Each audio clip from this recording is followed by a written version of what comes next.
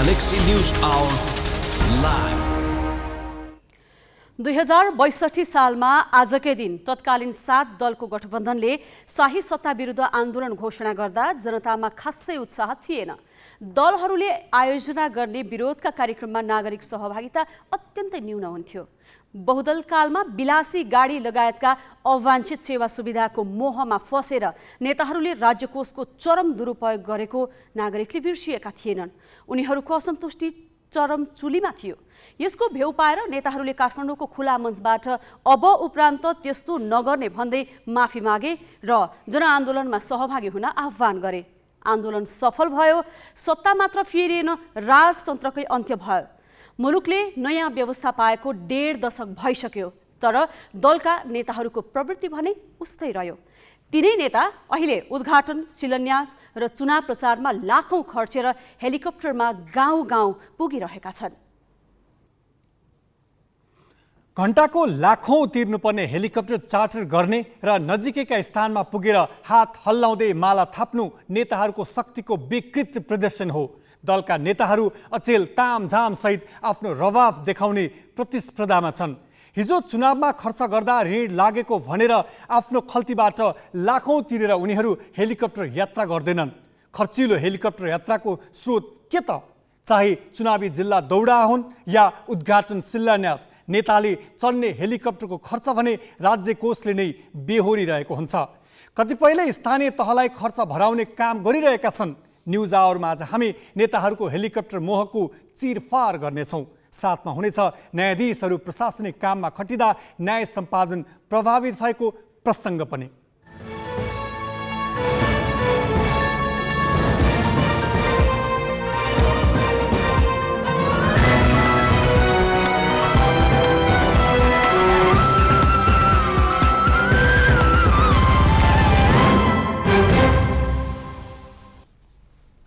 नमस्कार, यो हो ग्यालेक्सी न्यूज आवर। अब हेडलाइन्स।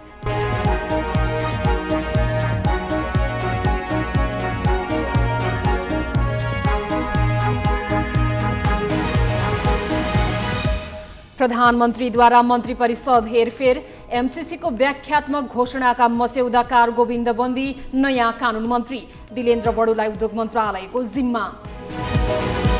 हेलिकप्टर प्रयोग गरेर नेताहरूको चुनावी दौडधुप, केही सरकारी खर्चमा, केहीको स्रोत अपारदर्शी। प्रधानमन्त्री देउबाले एकै दिन सके 81 लाख। सर्वोच्चका न्यायाधीशहरू न्याय निरूपणमा भन्दा प्रशासनिक काममा व्यस्त। अदालतमा मुद्दाका चाङ, सेवाग्राही कुरेको कुरै। पाकिस्तानमा संसद विघटन सम्बन्धी मुद्दामा अदालती सुनवाई सकियो, आजै फैसला आउने।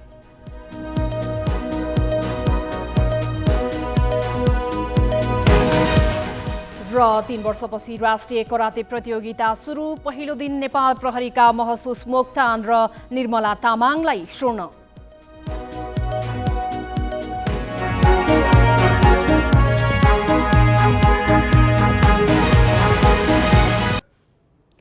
स्थानीय तहको निर्वाचनको मिति जति नजिकिँदो छ, नेताहरूको जिल्ला दौडाहा उति नै बढ्दो छ। चुनावी कार्यक्रमका लागि नेताहरू व्यस्त हुनु अन्यथा होइन, तर जिल्ला दौडाहामा हेलिकप्टर प्रयोग गरी अस्वाभाविक रूपमा खर्च भइरहेको छ। उनीहरू पार्टी कार्यक्रममा दौडिएको खर्च भने राज्य कोषबाट भइरहेको छ। मन्त्रीहरू सरकारी कार्यक्रम बनाएर हेलिकप्टरमा गई पार्टीका आम सभामा पुगिरहेका छन् भने अरू नेताले स्थानीय तहको खर्चमा हेलिकप्टर चढिरहेका छन्। यसलाई पहुँच र शक्तिका आडमा राज्य कोष दुरुपयोगको पराकाष्ठाका रूपमा लिएको छ।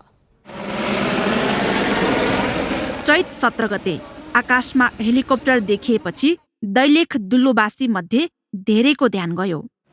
हेलिकप्टर दुल्लुबासीका लागि दुर्लभ जस्तै हो। त्यसैले त हेलिकप्टर देख्न पाउँदा दुल्लुबासी दङ्ग देखिए। हेलिकप्टरमा सवार थिए नेकपा एमालेका अध्यक्ष केपी शर्मा ओली। उनी आधा घण्टा लामो कार्यकर्ता भेलालाई सम्बोधन गर्न त्यहाँ पुगेका थिए। त्यसपछि ओली हेलिकप्टर लिएर जुम्लाको सिन्जा हानिए।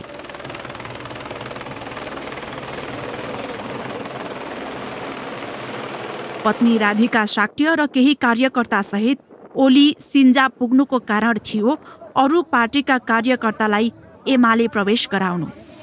उनी सिन्जामा धेरै समय बसेनन्। चुनावी सभालाई सम्बोधन गर्न कालीकोटको मानमा पुगे।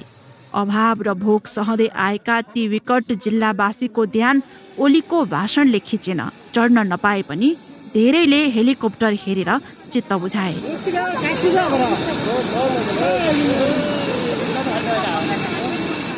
ओली पार्टी कार्यक्रमका लागि दौडिए बापत त्यो दिन कम्तीमा 12 देखि 15 लाख रुपैयाँ हेलिकप्टर भाडामा खर्च भयो। भाडा चाहिँ जुम्लाले बेहोरेको छ। त्यसपछि अर्कोतिर चाहिँ कालीकोट र जुम्ला गरेर जुम्लाले चाहिँ नेपालगञ्जबाट जुम्लाबाट कालीकोट, कालीकोटबाट नेपालगञ्ज जाने भाडाको व्यवस्था हामी जिल्ला कार्य समिति जुम्ला र कालीकोटले गरेको। 2 दिनपछि चैत 19 मा ओली हेलिकप्टरमै खोटाङको हलेसी पुगे। दिक्तेल बजारमा गरिएको सभालाई सम्बोधन गर्न ओली पत्नी राधिकाका साथै नेता रामबहादुर थापालाई साथै लिएर गएका थिए। सवारी साधनमध्ये हेलिकप्टर सर्वाधिक महँगो मानिन्छ। ओली यसरी एकपछि अर्को गरी हेलिकप्टरमा जाँदाको खर्च कसले बेहोरिरहेको छ? पार्टी कार्यक्रमका लागि हेलिकप्टर चढ्ने ओली एक्लो होइनन्।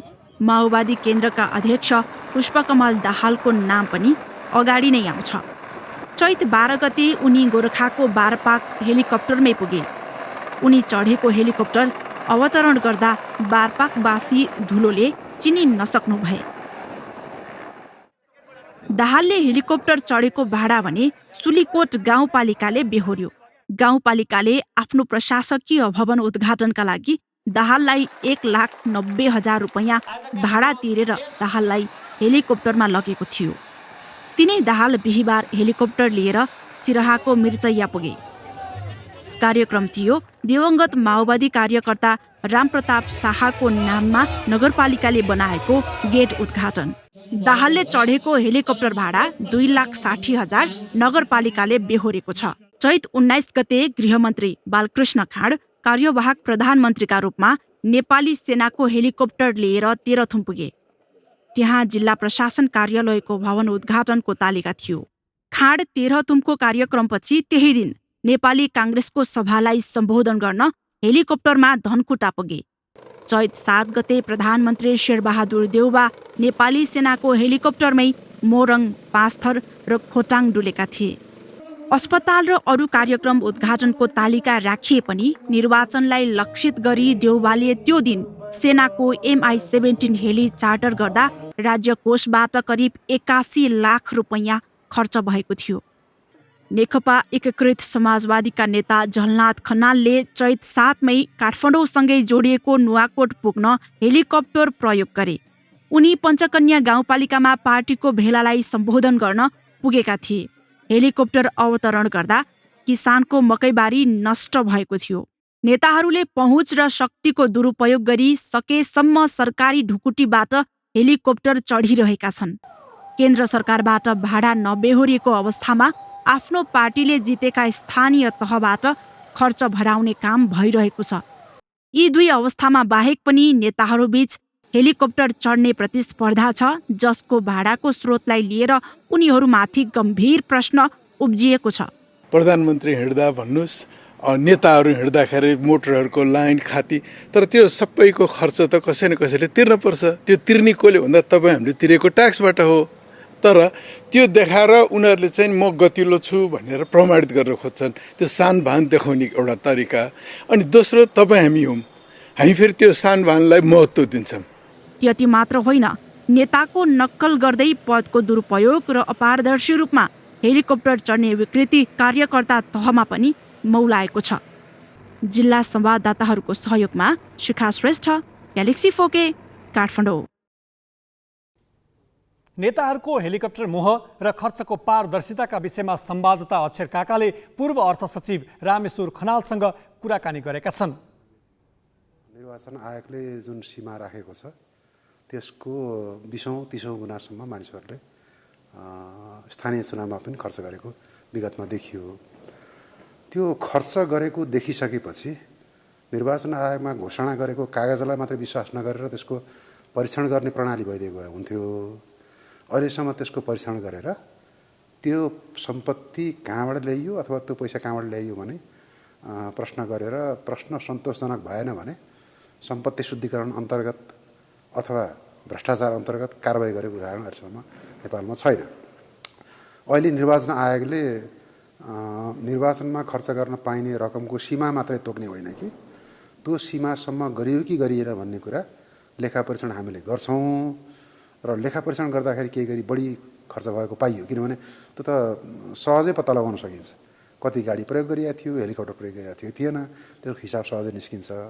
त्यो निकालेर कम्तीमा पनि केही व्यक्तिहरूलाई कारबाही गरियो, सम्पत्ति शुद्धिकरणको अभियोग लगाएर अथवा भ्रष्टाचारबाट कमाएको पैसा प्रयोग गरिएको रहेछ भन्ने अभियोग लगाएर कारबाही गरियो भने अलिकति निर्वाचनको वित्तीय व्यवस्थापनमा पारदर्शिता आउन सक्थ्यो। अनि त्यो पार त दुरुपयोग हो। त्योभन्दा पनि बढी ठुलो दुरुपयोग चाहिँ अहिले लोकतन्त्रमाथि नै धज्जी उडाउने गरी, लोकतन्त्रमाथि नै आम नागरिकको विश्वास चाहिँ कमजोर पार्ने गरी टिकट प्राप्त गर्नको निमित्त नेतृत्ववर्गलाई, उच्च तहको नेतृत्ववर्गलाई रकम दिएर टिकट प्राप्त गरेर त्यो रकम एउटा लगानीको रूपमा त्यहाँ जान्छ र भोलि पदाधिकारीमा निर्वाचित भएर आइसकेपछि, किन पार्टीको ब्याकअप व्यवस्था निर्वाचित भएर आइन्छ, कुनै पदमा गइसकेपछि अनि त्यो पदको दोहन गरेर भनेर राज्य स्रोतको दोहन गरेर आम नागरिकले पाउनुपर्ने सुविधाको रकम कटौती गरेर अथवा निर्माणजन्य कामहरूमा कमिसन खाइदिएर अनि त्यो लगानी उठाउने जुन प्रक्रिया छ नि, त्यो प्रक्रिया निरुत्साहित गर्न त आवश्यक छ। प्रश्न त्यहाँनिर उठ्नुपर्ने हो। मुलुक यति गरिब किन छ भने यहाँका शासक, प्रशासक र नेताहरूको मुद्दा गरिबी कहिल्यै बनेन। मुलुकको विकास र समृद्धिका मुद्दा उनीहरूले बिर्सिसके। सुविधा भोगमा उनीहरू यसरी लिप्त छन् कि आफ्नै वरपरको गरिबी उनीहरू देख्दैनन् वा भनौँ देख्न चाहँदैनन्। चुनाव प्रचार प्रसार र भ्रम वितरणका लागि हेलिकप्टरमा सयर गर्ने नेताहरूले यति धेरै पैसा कहाँबाट ल्याउँछन्? सत्तामा रहनेहरू राज्य कोषको दोहन गर्छन्, सत्ता बाहिर रहनेहरूको खर्च भने अझै रहस्यमै छ। त्यसबाहेक आम कार्यकर्ताहरू पनि चुनाव प्रचार प्रसारका दौरानमा 10औं पटक विमान सयर गर्छन्। यो खर्चको स्रोत के हो? चुनावी प्रचार प्रसारसँगै सबै दल र नेताहरूले यसको हिसाब किताब सार्वजनिक गर्नुपर्छ। अब केही न्युज संक्षेपमा। प्रमुख प्रतिपक्षी नेकपा एमाले स्थानीय तह निर्वाचन आचार संहितामा 6 बुँदे असहमति जनाएको छ। एमाले नेताहरूले आज निर्वाचन आयोगमा पुगेर पार्टीको असहमति समेटिएको पत्र प्रमुख निर्वाचन आयुक्त दिनेश कुमार थपलियालाई बुझाएका छन्। मनोनयन अघि जनप्रतिनिधिले राजीनामा दिनुपर्ने, सामाजिक सञ्जाल मार्फत प्रचार प्रसार गर्न नपाउने, कुनै पनि तहको कार्यपालिका सदस्य, मन्त्री, प्रधानमन्त्रीलाई आफ्नो निर्वाचन क्षेत्र बाहेक अन्यत्र चुनाव प्रचारमा रोक लगाउने व्यवस्थाप्रति एमाले असहमति जनाएको छ। यसलाई एमाले निर्वाचित जनप्रतिनिधिको नैसर्गिक हक प्रतिकूल भनेको छ। एमाले सामाजिक सञ्जाल मार्फत मत माग्न नपाउने व्यवस्था लागू हुने मितिबारे प्रश्न पार्न पनि आयोगसँग आग्रह गरेको छ। एमाले महासचिव शङ्कर पोखरेलले ध्यानाकर्षण पत्र बुझाउँदै आचार संहिता पालना गर्ने प्रतिबद्धता भने जनाएका छन्। एमाले मंगलबार आचार संहिता पालनाको प्रतिबद्धता पत्रमा हस्ताक्षर गर्न अस्वीकार गरेको थियो। टाइफाइड विरुद्धको खोप अभियान सुरु भएको छ। काठमाडौँमा आज एक कार्यक्रमबीच प्रधानमन्त्री शेरबहादुर देउवाले खोप अभियान शुभारम्भ गरे। प्रधानमन्त्री देउवाले टाइफाइड विरुद्धको खोप नेपालले दक्षिण एसियामै पहिलो पटक दिन सुरु गरेको बताए। अभियान अन्तर्गत सरकारले देशैभरका बालबालिकालाई भोलिदेखि खोप लगाउन थाल्नेछ। वैशाख 18 गतेसम्म चल्ने अभियानमा देशभरका 75 लाख बालबालिकालाई टाइफाइड विरुद्धको खोप लगाउने योजना छ। 15 महिनादेखि 15 वर्षसम्मका सबै बालबालिकालाई खोप लगाइनेछ। मन्त्रालयका अनुसार देशभर 56,500 केन्द्र र विद्यालयमा खोप लगाइनेछ। यसका लागि 10,000 स्वास्थ्यकर्मी तथा 1,13,000 स्वयंसेवक परिचालित हुनेछन्। गण्डकी प्रदेश सरकारले स्पष्टीकरण सोधेपछि संक्रामक तथा सरुवा रोग अस्पताल व्यवस्थापन समितिले असन्तुष्टि व्यक्त गरेको छ। समितिले आज पत्रकार सम्मेलन गरी सरकारले बर्खास्त गर्ने नियतले स्पष्टीकरण सोधेको आरोप लगाएको हो। अघिल्लो सरकारले 3 वर्षका लागि नियुक्ति दिएकाले तोकिएको अवधिसम्म काम गर्न पाउनुपर्ने समितिका अध्यक्ष कृष्णप्रसाद पौडेलले बताए। जबरजस्ती बर्खास्त गरे कानुनी उपचार खोज्ने उनको भनाइ छ।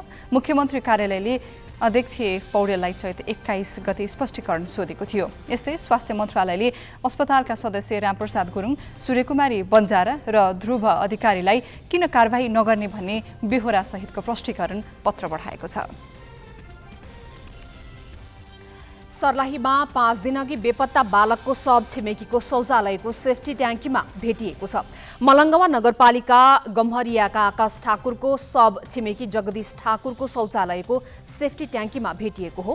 चैत 20 गते राति गाउँमै न्वारानको भोज खान जाँदा बालक बेपत्ता भएका थिए। मृतकका परिवारले जिल्ला प्रहरी कार्यालयमा खबर गरेपछि अनुसन्धानमा खटिएको प्रहरी टोलीले जगदीश ठाकुर सहितलाई नियन्त्रणमा लिएर सोधपुछ गरेको थियो। ठाकुरले नै बालकको शव देखाएको जिल्ला प्रहरी कार्यालय मलङ्गवाले जनाएको छ। प्रहरीले बालकको हत्यामा संलग्न भएको आरोपमा ठाकुर सहित 7 जनालाई नियन्त्रणमा लिएर अनुसन्धान पनि अघि बढाएको छ।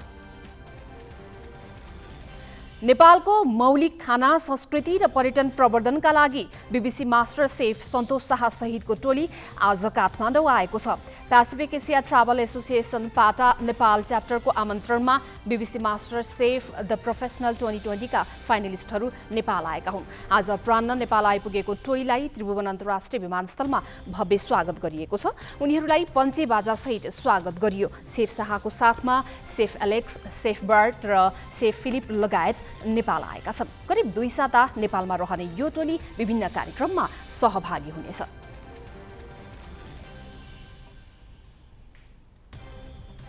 फ्रान्सेली पर्वतारोही मार्क बार्टार्डले सगरमाथा चढ्ने सुरक्षित बाटो पत्ता लगाएको दाबी गरेका छन्। 70 वर्षीय बार्टार्ड सगरमाथा आरोही हुन्। उनले सन् 1988 मा पहिलो पटक सगरमाथा आरोहण गरेका थिए। हाल जोखिमपूर्ण मानिएको खुम्बु आइसफलको वैकल्पिक बाटो तय भइसकेको र सरकारको अनुमतिपछि पहिलो पटक सुरक्षित बाटो रहेको आधिकारिकता मिल्ने उनका सहयोगी तथा पर्वतारोही पासङ नोर्बु शेर्पाले जानकारी दिएका छन्। शेर्पा नयाँ बाटो पत्ता लगाउने टिमका सदस्य समेत हुन्। 70 वर्षअघि पहिलो पटक सगरमाथामा पाइला टेक्ने एडमन्ड हिलारी र तेन्जिङ नोर्गेले प्रयोग गरेकै खुम्बु आइसफलको बाटो हालसम्म पनि प्रयोग गर्ने गरिएको छ। अधिकांश चट्टानको भाग रहेको नयाँ बाटो 6500 मिटर उचाइमा अवस्थित पुरानो क्याम्प 1 मा पुगेर जोडिन्छ। सर्वोच्च अदालतमा 1.5 दशक यता थिग्रिँदै आएका मुद्दाको संख्या बढेर 30,000 पुगिसकेको छ। सबै 21 न्यायाधीशलाई यो मुद्दा भाग लगाउने हो भने प्रत्येकको हिस्सामा 1427 मुद्दा पर्छन्। तर सर्वोच्चका न्यायाधीशहरू यस्ता मुद्दा भन्दा अरू नै प्रशासनिक काममा हराइरहेका छन्। विस्तृत नवराज पाण्डेबाट। सर्वोच्च अदालतमा अहिले करिब 30,000 मुद्दा छन्। ती मुद्दा निरूपणका लागि 21 जना न्यायाधीश छन्। तर उनीहरू न्याय निरूपणमा मात्र सीमित छैनन्, प्रशासनिक काममा समेत खटिँदै आएका छन्। सर्वोच्च अदालत नियमावलीमा भएको व्यवस्था अनुसार उनीहरूले विभिन्न समितिमा रहेर प्रशासनिक काम गर्दै आएका हुन्। इजलासमा बसेर मुद्दाको सुनवाई गर्नुपर्ने न्यायाधीशहरू प्रशासनिक काममा पनि खटिँदा एकातिर न्याय सम्पादन प्रभावित भइरहेको छ भने अर्कोतिर जानकारहरूले यसलाई संविधानको भावना विपरीत भनेका छन्। सर्वोच्च अदालतमा 12वटा समिति तथा आयोग र परिषद एक-एकवटा छन्। न्यायाधीश नजोडिएका समिति एउटै छैनन्। उनीहरूले समिति, आयोग र परिषदमा रहेर प्रशासनिक कामको पनि जिम्मेवारी सम्हालिरहेका छन्। प्रत्येक समितिको अध्यक्ष न्यायाधीश हुन्। अधिकांश समितिमा सदस्य पनि न्यायाधीश नै छन्। यसबाट के प्रश्न हुन्छ भने न्यायाधीशको प्राथमिकतामा मुद्दाको इजलास मात्र होइन, प्रशासनिक काम पनि छ। सर्वोच्चमा अहिले स्थायी पेशी व्यवस्थापन निर्देशन, अदालत व्यवस्थापन, सम्पादन तथा प्रकाशन, मुद्दा व्यवस्थापन, मेलमिलाप, पुस्तकालय, सूचना प्रविधि, केन्द्रीय न्याय क्षेत्र समन्वय, अनुसन्धान तथा योजना, मानव संसाधन विकास र वरिष्ठ अधिवक्ता उपाधि समिति क्रियाशील छन्।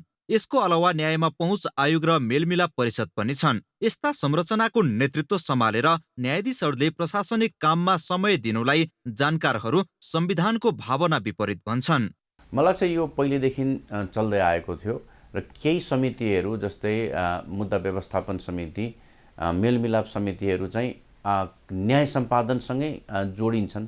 तर अन्य धेरै यस्ता समितिहरू छन् जुन न्याय सम्पादनसँग कतै जोडिँदैनन्, तिनको खाली प्रशासनिक नेचरको मात्रै भएको हुनाले त्यस्तोमा पनि बसेर जुन अहिले उहाँहरू बसिरहनेको अवस्था छ, त्यो परम्परागत रूपमा बसिरहेको हुनाले मलाई लाग्छ धारा 132 को त्यो व्यवस्थाको हेक्का नभएको जस्तो लाग्छ मलाई।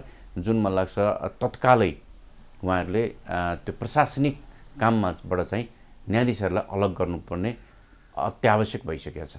सर्वोच्चमा बिहीबारसम्म 29,972 मुद्दा विचाराधीन छन्। चालु आर्थिक वर्ष 4,145 मुद्दा मात्र फर्स्यौट गरिए। न्यायाधीशहरू प्रशासनिक काममा खटिएकाले सुनवाई प्रभावित भई मुद्दाको चाप खासै घट्न नसकेको हो। सर्वोच्चमा रहेका समितिको नेतृत्व प्रधान न्यायाधीशले तोक्छन्, जसका कारण न्यायाधीशहरूमा समितिको नेतृत्व पाउनका लागि प्रधान न्यायाधीशप्रति अनावश्यक रूपमा वफादार हुने विकृति पनि छ। न्यायाधीशहरूलाई समितिको जिम्मेवारी सुम्पिँदा न्याय सम्पादन त प्रभावित भइरहेकै छ, स्वार्थ हावी भइरहेको भन्नेहरूलाई पनि बल पुगिरहेको छ। यो चाहिँ जुन कमिटी पद्धति छ, कमिटी पद्धति यदि आवश्यक हो भने पनि त्यसको चाहिँ स्कोप एकदम लिमिटेड हुनुपर्छ, निकै नै लिमिटेड हुनुपर्छ। न्याय सम्पादन त अक्षुण्ण रहनु पर्यो नि। न्याय सम्पादन अक्षुण्ण नरहने गरी एकदम अपवादको रूपमा केहीमा संलग्न गर्न सकिएला, त्यो पनि न्याय सम्पादनमा असर नपुग्ने गरी, न्याय सम्पादन अवरुद्ध नहुने गरी गर्न सकिएला। तर हरेक न्यायाधीशलाई भाग पुर्याउने गरी विभिन्न समिति, दर्जनौं समितिहरू गठन गर्ने, त्यसमा सबै न्यायाधीशहरूलाई राख्ने, न्यायाधीशहरू मुद्दाको सुनवाई गर्न छोडेर, फैसला लेख्न छोडेर अनि समितिका कामहरूमा चाहिँ बढी समय दिने र त्यसपछि चाहिँ त्यो कार्यकारिणी प्रकृतिको कामहरू, प्रशासनिक प्रकृतिको काममा रुचि बढाउँदै जाने हो भने बिस्तारै त्यसले न्यायिक मनलाई पनि असर गर्छ। न्यायिक मनमा पनि त्यसले चाहिँ केही न केही चाहिँ असर पार्छ। न्यायाधीशको मुख्य जिम्मेवारी न्याय निरूपण नै हो। सर्वोच्चमा त अझ 15 वर्ष पुराना मुद्दा पनि छन्। यसको मतलब न्यायाधीशलाई सुनवाई गरेरै फुर्सद नहुनुपर्ने हो। प्रशासनिक कामका लागि त कर्मचारी खटाउन सकिने विकल्प छ। अदालतमा मुद्दाको चाङ बढिरहेको अवस्थामा न्यायाधीशले प्रशासनिक कामबाट अलग हुन तदारुकता नदेखाउनुलाई भने अनौठो मानिएको छ। क्यामेरामा रिकेश सिंहका साथ बासु खड्का, ग्यालेक्सी पोके, काठमाडौँ। सर्वोच्च अदालत नियमावलीमा भएको व्यवस्था अनुसार प्रधान न्यायाधीशले तोकेका समितिमा बसेर न्यायाधीशले प्रशासनिक काम पनि गरिरहेका छन्। यसै सन्दर्भमा न्यायाधीशले न्याय निरूपणका काम भन्दा प्रशासनिक काममा चासो दिँदा कस्तो असर पर्न सक्छ भनेर सर्वोच्च अदालतका पूर्व न्यायाधीश पवन कुमार ओझालाई संवाददाता बासु खड्काले सोधेका छन्। धेरैवटा त्यहाँ समितिहरू छन्, ती समितिहरूमा न्यायाधीशहरू बस्छन्। फुर्सद भयो, टाइम भयो भने र उनीहरूलाई पर्याप्त समय भयो भने उनीहरूले त्यो गर्नु नराम्रो चाहिँ होइन, म नराम्रो मान्दिनँ। किनभने न्यायाधीशहरूले त्यस्ता समितिहरू बसेर काम गरे भने ती समितिका कामहरू अझ म्याच्योर हुन्छन्, राम्रो काम हुनसक्छ भन्ने कुराको अन्दाज हामीले गर्न सक्छौँ। तर के भने जुन टाइम उनीहरूले त्यहाँ दिन्छन् त्यो टाइम त उहाँ मुद्दाको जुन सुनवाईमै पुगेको छैन टाइम भने त्यो समय, मुद्दाको समय काटेर यतापट्टि प्रशासनिक कुराहरूमा जाँदाखेरि त्यसले विभिन्न विकृतिहरू, एउटा त मुद्दामै पहिलो त ह्याम्पर हो, समय पुग्दैन। दोस्रो कुरो के भने त्यसमा विभिन्न विकृतिहरू आउने सम्भावना हुन्छ। किनभने ती समितिहरूमा एडमिनिस्ट्रेटिभ फङ्सनको कुरा हो। यो एडमिनिस्ट्रेटिभ फङ्सनलाई हामीले डिफाइन गरेर न्याय काम गर्ने न्यायाधीशहरूबाट एलिनेटै गर्नुपर्छ, छुट्याउनुपर्छ। त्यो छुट्याइएन भने त्यसको दुईटा प्रभाव पर्छ। एउटा, मुद्दा हेर्ने समय पुग्दैन, मुद्दा नै हेर्न उनीहरूलाई त्यो प्रम्प्ट के हुन्छ भने मान्छेको त्यो कमिटीमा मिटिङ छ, त्यहाँ आज मेरो मिटिङ छ, 12-15वटा कमिटीमा 20-22 जना न्यायाधीशहरू छन्। कुनैमा 2 जना, कुनैमा 1 जना, कुनैमा 2-3 जना पनि छन् जस्तो मलाई लाग्छ। मैले त्यो सबै कमिटीको स्ट्रक्चर मलाई थाहा छैन। तर के हुन्छ भने त्यसले गर्दाखेरि बेन्च या के भने डिस्टर्ब हुने भयो पहिले त। त्यसपछि त्यहाँ अरू किसिमका एट्र्याक्सनहरू पनि हुन सक्लान्। कतिपय कमिटीमा एकदम पोटेन्सियल एट्र्याक्सनहरू हुन्छन्। त्यस्तो एटेन्सनले, त्यो एट्र्याक्सनले के गर्छ भने न्यायाधीशको मनस्थिति चाहिँ बिस्तारै डिस्प्लेस गर्छ भन्ने मलाई लाग्छ। न्यायका लागि सबैभन्दा अन्तिम मुकाम भनेको सर्वोच्च अदालत हो। यही सर्वोच्चमा मुद्दा फैसलाको अवस्था चिन्ताजनक छ। कोभिड महामारी, लकडाउन र प्रधान न्यायाधीश चोलेन्द्र शमशेर राणाको महाभियोग प्रकरणले 2 वर्ष सुनवाई अवरुद्ध भयो। अहिले काम नहुनुपर्ने कुनै कारण बाँकी छैनन्। बल्ल तल्ल खुलेको सर्वोच्चले धमाधम न्याय निरूपण गर्नुपर्ने हो। तर न्यायाधीशहरू अनेक प्रशासनिक काममा अल्झिँदा मुद्दा फैसलाको अनुपात बढ्नै सकेको छैन। न्याय क्षेत्र सुधारको मुद्दा उठिरहँदा यो विषयले पनि प्राथमिकता पाओस्। अब केही न्युज संक्षेपमा।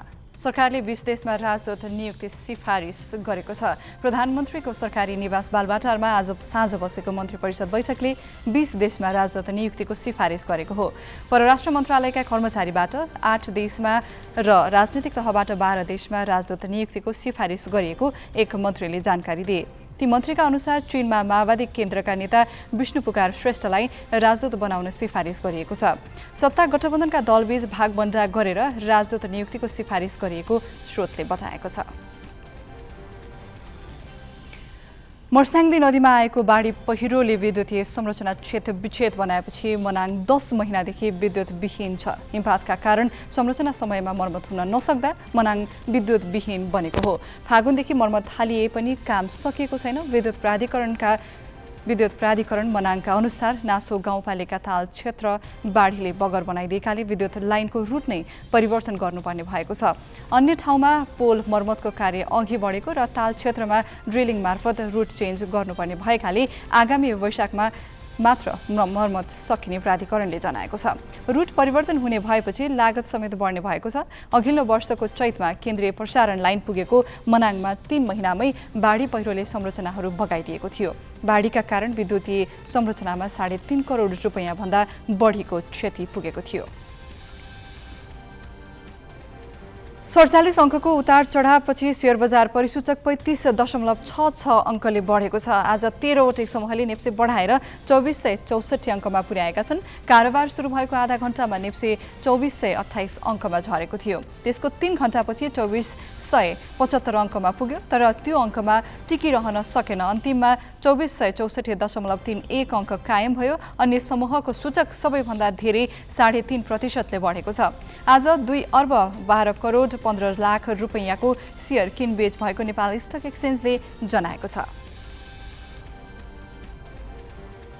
पाकिस्तानमा संसद विघटन विरुद्ध परेको मुद्दामा आज सर्वोच्च अदालतले फैसला गर्दैछ। अदालतले सुनवाई सकिएको र आजै फैसला आउने जनाएको छ। प्रधानमन्त्री इमरान खान विरुद्ध अविश्वासको प्रस्ताव उपसभामुखले खारेज गरेपछि खानले संसद विघटनको सिफारिस गरेका थिए। उनको सिफारिसलाई राष्ट्रपति आरिफ अलवीले सदर गरेका थिए। पाकिस्तानको संविधान अनुसार संसद भङ्ग भएको 90 दिनभित्र निर्वाचन गर्नुपर्छ। विपक्षी गठबन्धन अल्पमतमा परेका प्रधानमन्त्रीलाई हटाएर आफ्नो नेतृत्वमा सरकार बनाउने प्रस्ताव विरुद्ध उपसभामुखले कारबाही अघि बढाएको भन्दै अदालत पुगेको हो। रुसलाई संयुक्त राष्ट्रसङ्घीय मानवाधिकार परिषदमा राख्ने वा नराख्ने प्रस्तावमा आज राष्ट्रसङ्घको महासभामा मतदान हुँदैछ। ब्रसेल्समा बसेको G7 को बैठकले रुसलाई राष्ट्रसङ्घीय मानवाधिकार परिषदबाट हटाउने प्रस्तावको पक्षमा मतदान गर्ने निर्णय गरेको छ। युक्रेनको बुचा शहरमा भएको नरसंहारपछि रुसको चौतर्फी आलोचना भइरहेको छ। अमेरिकाले रुसलाई युद्ध अपराध मुद्दा चलाउनु पर्ने बताउँदै आएको छ। रुसलाई राष्ट्रसङ्घीय मानव अधिकार परिषदबाट हटाउने प्रस्ताव पारित भए रुस विरुद्ध अन्तर्राष्ट्रिय आपराधिक अदालतमा मुद्दा अघि बढाउने बाटो खुल्नेछ। हाल राष्ट्रसङ्घीय मानवाधिकार परिषदमा 47 राष्ट्र सदस्य छन्। चीनको साङ्घाईमा कोभिड लकडाउनका कारण आम नागरिकलाई खाद्यान्न अभाव भएको छ। सरकारले आम नागरिकलाई खाद्यान्न उपलब्ध गराउने भनी घर बाहिर निस्कन रोक लगाएको छ। तर सरकारले उपलब्ध गराएको खाद्यान्न पर्याप्त नभएकाले आफै खाद्यान्न किन्न पाउनुपर्ने माग नागरिकहरूको छ। कोभिड संक्रमण रोक्न सरकारले लकडाउन कडा बनाएको छ। संक्रमितहरू अनिवार्य रूपमा सरकारले तोकेको आइसोलेसनमा बस्नुपर्ने नयाँ नियम कार्यान्वयन गरिएको छ। साङ्घाईमा हिजोदेखि सबैको अनिवार्य कोभिड परीक्षण सुरु गरिएको छ। पछिल्लो 24 घण्टामा मात्र 20,000 जनामा संक्रमण पुष्टि भएको छ। चीनको सबैभन्दा ठूलो व्यापारिक सहर साङ्घाईमा लकडाउन हुँदा चीनको अर्थतन्त्र समेत निरन्तर ओह्रालो लागिरहेको छ। नेपाल प्रहरीका महसुस मोक्तान र निर्मला तामाङ प्रथम कृष्ण प्रसाद भट्टराई स्मृति राष्ट्रिय कराते प्रतियोगितामा स्वर्ण जित्न सफल भएका छन्। 13औं दक्षिण एसियाली खेलकुद सागको टिम काताका स्वर्ण पदक विजेता महसुसले एकल काताको फाइनलमा 24.8 अङ्क सहित एपीएफका स्वर्णिम महर्जनलाई पराजित गरे। स्वर्णिमले रजत र त्रिभुवन आर्मी क्लबका प्रवीण मानन्धर तथा प्रदेश 1 का रोहित राईले कांस्य पदक प्राप्त गरे। महिला एकल कातामा पनि प्रहरीकी निर्मला तामाङ पहिलो भइन्।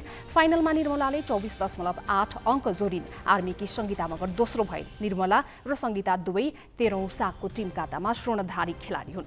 टिम काताको पुरुषतर्फ त्रिभुवन आर्मी क्लबलाई 0.2 अङ्कले पछि पार्दै एपीएफले स्वर्ण जित्यो। महिलातर्फ नेपाल प्रहरीले स्वर्ण पदक पायो। नेपाल लोकतान्त्रिक खेलकुद सङ्घ र ललितपुर जिल्ला प्रमुख डोजोको संयुक्त आयोजनामा भएको प्रतियोगितालाई राष्ट्रिय खेलकुद परिषद र नेपाल कराते महासङ्घले 19औं एसियाली खेलकुदको प्रारम्भिक छनौटको मान्यता दिएका छन्। प्रतियोगिता 3 दिनसम्म चल्नेछ।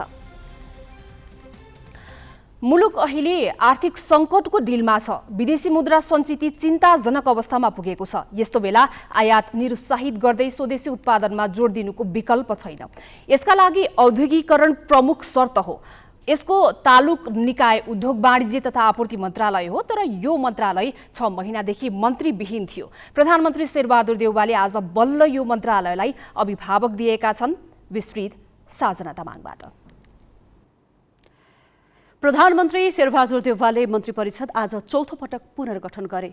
पुनर्गठित मन्त्री परिषदमा गोविन्द बन्दीले कानुन मन्त्रीको जिम्मेवारी पाएका छन्। देउवाले यसअघिका कानुन मन्त्री दिलेन्द्र बडुलाई उद्योग वाणिज्य तथा आपूर्ति मन्त्रालयमा सारेका छन्।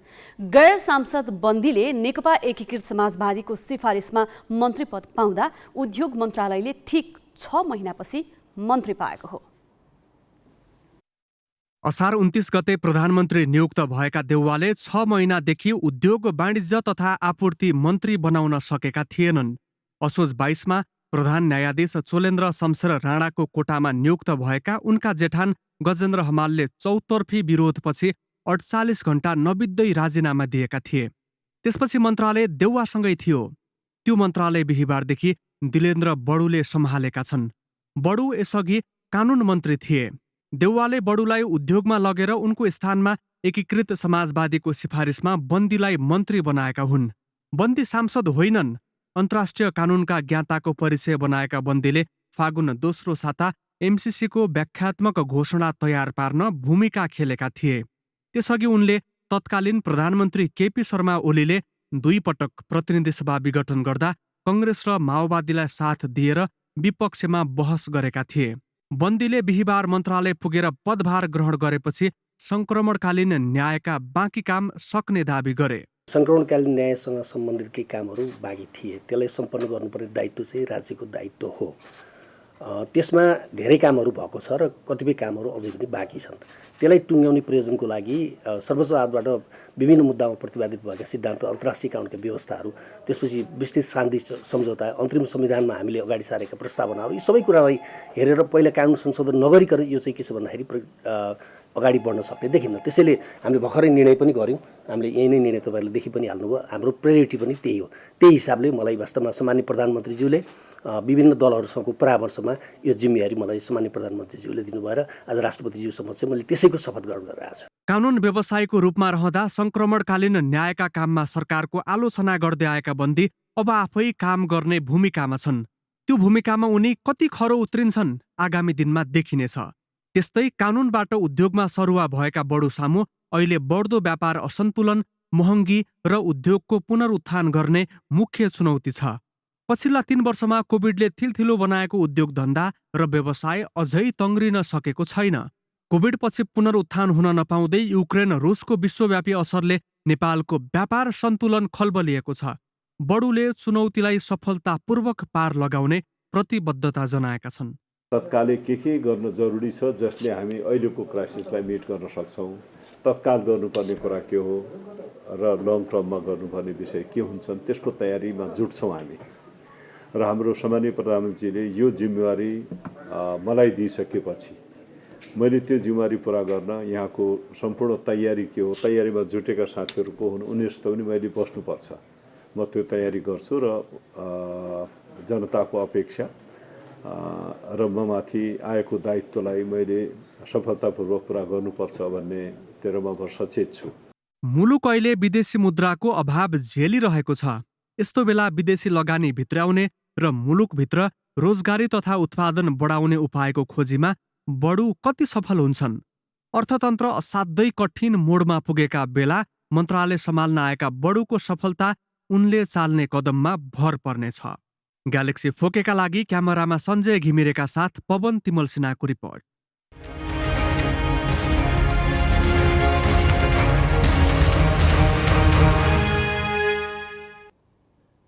सत्ता गठबन्धनमा रहेका 5 दलले यसपालिको स्थानीय तह निर्वाचनमा तालमेलको निर्णय गरी गृह कार्यका लागि समिति समेत बनाएका छन्।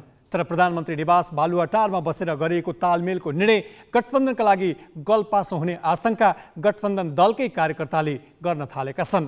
खास गरी नेपाली काङ्ग्रेसका कार्यकर्ताले चितवनको भरतपुर महानगरपालिका माओवादी केन्द्रलाई कुनै हालतमा नछोड्ने अडान राखेपछि तालमेलको निर्णय कार्यान्वयनमा निकै पेचिलो बन्ने देखिएको हो।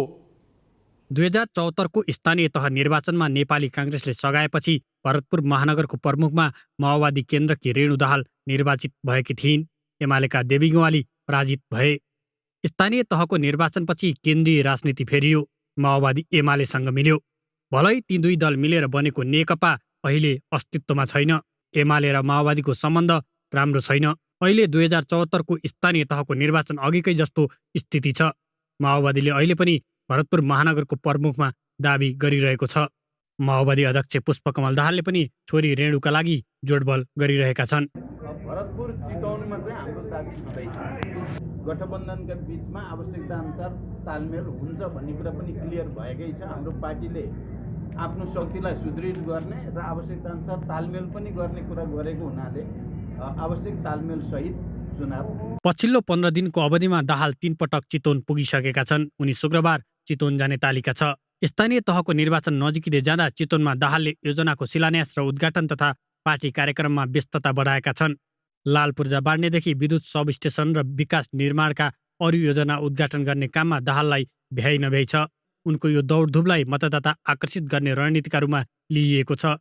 तर नेपाली काङ्ग्रेसका स्थानीय कार्यकर्ता यसपालि माओवादीसँग सम्झौता गर्ने पक्षमा छैनन्। प्रधानमन्त्री निवास बालुवाटारमा चैत 17 गते बसेको सत्ता गठबन्धनको बैठकले चुनावी तालमेलको निर्णय गरे पनि काङ्ग्रेसको स्थानीय कमिटीले माओवादीलाई यसपालि प्रमुख पद नदिने निर्णय गरिसकेको छ। माओवादी अध्यक्ष दाहालले चितवनमा असक्रियता बढाउँदा काङ्ग्रेस नेता भने काठमाडौँ धाएर नेतृत्वलाई दबाब दिन थालिसकेका छन्।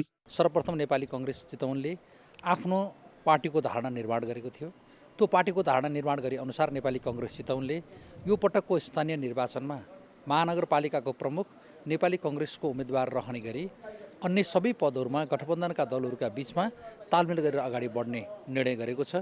सोही निर्णयलाई नेपाली काङ्ग्रेसको परिपत्रको आधारमा नै उक्त निर्णयहरूलाई जिल्ला कार्य समितिको निर्णयबाट सभापतिको नेतृत्वमा जिल्लामा रहेका केन्द्रीय सदस्यहरू, माननीयहरू, पूर्व सभापतिहरू सहितको एउटा टिम काठमाडौँ गएर केन्द्रीय सभापति र दलका अन्य पदाधिकारीज्यूहरूलाई यो हामीले बुझाउने भन्ने कुरा थियो र त्यही निर्णयका साथ हामी अहिले काठमाडौँ आएका छौँ। स्थानीय निर्वाचनमा यसपालि पनि माओवादीलाई भोट दिनु परे पार्टी निकै कमजोर हुने काङ्ग्रेस कार्यकर्ताको बुझाइ छ। काङ्ग्रेसका स्थानीय कार्यकर्ताको अडान र माओवादीको जोडबलका कारण गठबन्धनमै समस्या आउने त होइन भन्ने आशंका समेत हुन थालेको छ। चितवनबाट प्रकाश सिग्देलको सहयोगमा क्यामेरामा विष्णु थापाका साथ Angraj Neupane, galaxy four K, Kathmandu. Business न्यूजका साथमा कर्पोरेट पे व्यावसायिक भुक्तानीलाई सरल बनाउँदै प्रणालीमा आबद्ध हुन आजै आफ्नो ब्याङ्क तथा वित्तीय संस्थामा सम्पर्क गर्नुहोस्। नेपाटप सब ठिकठाक। नेपाटप सब ठिकठाक।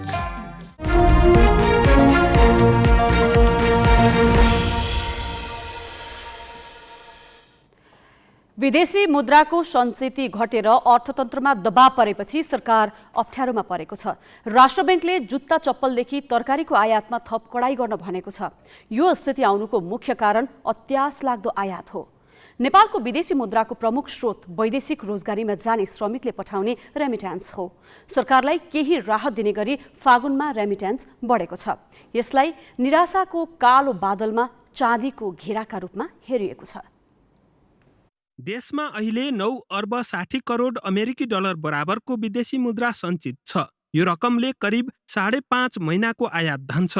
गत साउनमा विदेशी मुद्रा सञ्चिति 11 अर्ब 75 करोड अमेरिकी डलर थियो। विदेशी मुद्रा आम्दानीका प्रमुख 5 स्रोत रेमिट्यान्स, पर्यटन, विदेशी लगानी, विदेशी ऋण र विदेशी अनुदान मध्ये रेमिट्यान्स बाहेकका सबै स्रोत ठप्प जस्तै छन्। यसले हाम्रो विदेशी मुद्राको ढुकुटी क्रमशः रेतिँदै गयो। विदेशी मुद्राको सञ्चिति घट्नुको मुख्य कारण उच्च आयात हो। विदेशबाट सामान किनिरहने तर आम्दानी घट्ने समस्यामा फागुनमा रेमिट्यान्स थोरै भए पनि बढेको छ। माघसम्म रेमिट्यान्स अप्रवाह गत वर्षको सोही अवधिको तुलनामा झन्डै 5% घटेको थियो, तर फागुन महिनामा 3% बढेको छ।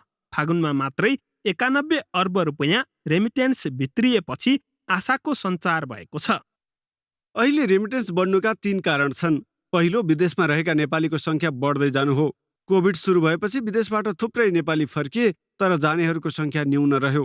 गत मङ्सिरपछि मात्रै विदेशिनीको संख्या बढ्न थालेको छ। यसको असर बल्ल रेमिटेन्समा देखिन थालेको छ। दोस्रो चाहिँ गैर आवासीय नेपालीहरूको लगानी हो।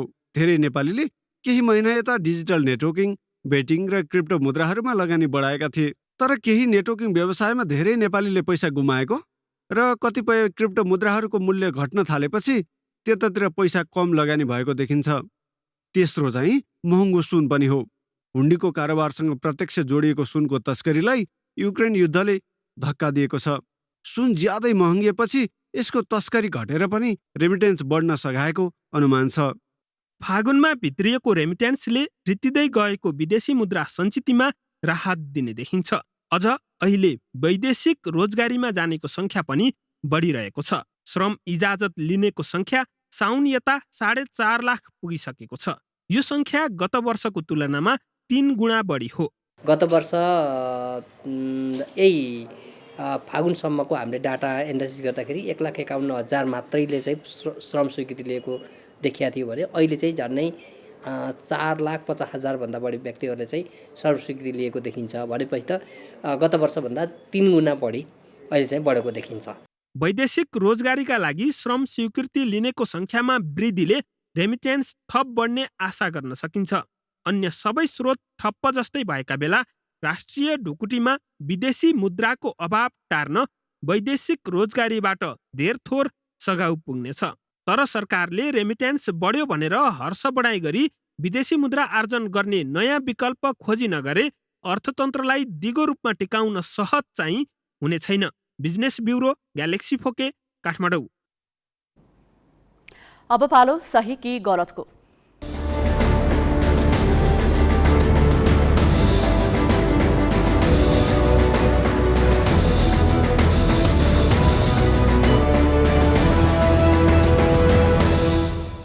सही कि गलतमा हिजो हामीले सोधेको प्रश्न थियो, बढ्दो आर्थिक सङ्कट समाधानका लागि हप्तामा 2 दिन सार्वजनिक बिदा दिनुपर्ने प्रस्ताव कस्तो लाग्यो? ग्यालेक्सी एपमा सहीको पक्षमा 29% र गलतको पक्षमा 71% मत प्राप्त भएको छ। मत व्यक्त गर्नुहुने सम्पूर्ण दर्शकलाई धन्यवाद। अब आजको प्रश्न, विदेशी मुद्रा सञ्चित बढाउन विलासी वस्तु आयातमा रोक लगाइनु कस्तो लाग्यो? तपाईले आफ्नो मत ग्यालेक्सी 4K टिभी एपमा गएर राख्न सक्नुहुन्छ। यसको अन्तिम परिणाम भोलिको न्युज आवरमा प्रसारण गरिनेछ। Galaxy app Google play store र एप स्टोरबाट डाउनलोड गर्न सक्नुहुन्छ। फ्रान्समा आइतबार राष्ट्रपति निर्वाचन हुँदैछ। युरोपकै राजनीतिक केन्द्र मानिने फ्रान्सको निर्वाचनलाई रुस र युक्रेन युद्धको मुद्दाले प्रभावित पार्ने भएको छ। राष्ट्रपतिका लागि 12 जना उम्मेद्वार रहे पनि वर्तमान राष्ट्रपति इमानुएल माक्रो र दक्षिणपन्थी मारिन ले पेन बीच कडा टक्कर हुने अनुमान गरिएको छ। बुचा नरसंहारपछि रुसका राष्ट्रपति भ्लादिमिर पुटिनसँगको सम्बन्धलाई लिएर आलोचना खेपिरहेका माक्रोको लोकप्रियता भने ओह्रालो लागेको छ। फ्रान्समा राष्ट्रपतीय चुनावको मिति जति जति नजिकिँदैछ, युक्रेन नरसंहारको घटनालाई लिएर रुसको आलोचना पनि बढिरहेको छ। केही हप्ता अघिसम्म भएको मत सर्वेक्षणमा राष्ट्रपति इमानुएल माक्रो अगाडि थिए। तर युक्रेनको बुचा सहरको नरसंहारको घटना बाहिरिएपछि फ्रान्स निर्वाचनमा रुस युक्रेन युद्ध मुख्य चुनावी मुद्दा बनेको छ। राष्ट्रपति माक्रो र रुसका राष्ट्रपति भ्लादिमिर पुटिनसँगको सम्बन्धलाई लिएर माक्रोको लोकप्रियता घट्न थालेको छ। फ्रान्समा प्रत्यक्ष राष्ट्रपतीय निर्वाचन हुन्छ। निर्वाचनमा 12 जना उम्मेद्वार छन्। यदि कुनै पनि उम्मेद्वारले 50% मत नल्याए पहिलो चरणको निर्वाचनमा सबैभन्दा धेरै मत ल्याउने 2 उम्मेद्वार बीच दोस्रो चरणको निर्वाचनमा प्रतिस्पर्धा गराइन्छ। पछिल्लो मत सर्वेक्षणमा मध्यमार्गी नेता माक्रो पहिलो स्थानमा छन् भने दक्षिणपन्थी मरिन ले दोस्रो स्थानमा छिन्। माक्रोको 25% र ले पेनको 21% मत छ। 15 दिन अघि माक्रोको 30% मत थियो भने ले पेनको 17% मत थियो। ले पेनको बढ्दो लोकप्रियताले फ्रान्समा अब ले पेनको युग सुरु भएको विश्लेषण हुन थालेको छ। उनी सन् 2017 को निर्वाचनमा माक्रोसँग पराजित भएकी थिइन्। ले पेनले लगातार रूपमा माक्रो र रुसका राष्ट्रपति पुटिन बीचको सम्बन्धको आलोचना गरिरहेकी छिन्। युक्रेन नरसंहारको समयमा पनि माक्रोले पुटिनसँग समानान्तर सम्बन्ध स्थापित गरेर रुसलाई समर्थन गरिरहेको खरो टिप्पणी गरेकै कारण उनी फ्रान्समा लोकप्रिय बन्दैछिन्। जर्मनीका कारण फ्रान्सले समेत दुःख पाइरहेको र आफू निर्वाचित भए ऊर्जामा जर्मनीसँगको निर्भरता हटाउने उनको अभिव्यक्ति पनि मतदाताले रुचाएका छन्। निर्वाचनको अर्को मुख्य मुद्दा हो आप्रवासी नीति।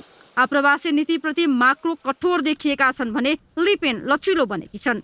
आप्रवासन मुद्दा जनमत संग्रह गरेर टुङ्गाउनु पर्ने लिपेनको धारणा छ। करिब 15% जनसङ्ख्या आप्रवासी रहेको फ्रान्समा लिपेनले आप्रवासीको मत समेत बटुल्न जनमत संग्रहको अवधारणा अघि सारेको विश्लेषकहरूको भनाइ छ। अघिल्लो चुनावमा युवा पुस्ताको लोकप्रिय नेताका रूपमा उदाएका माक्रोलाई यसपालि भने लिपेनले कडा टक्कर दिने निश्चित छ। हामी ग्यालेक्सी न्युज आवरको अन्तिममा छौँ। जाँदा जाँदै हेडलाइन्स।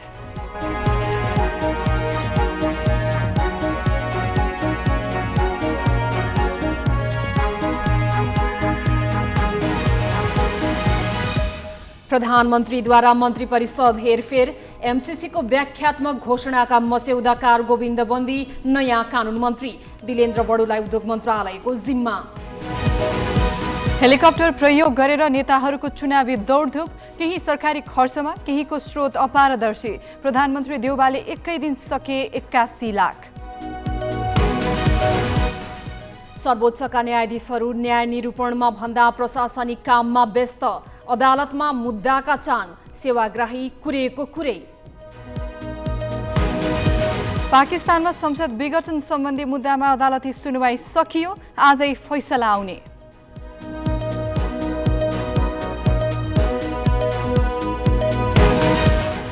र 3 वर्षपछि राष्ट्रिय कराते प्रतियोगिता सुरु, पहिलो दिन नेपाल प्रहरीका महसुस मोक्तान र निर्मला तामाङलाई स्वर्ण।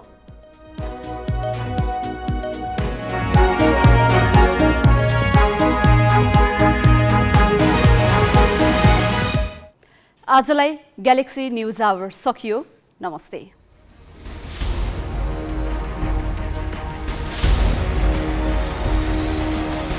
This is Galaxy News Hour Live.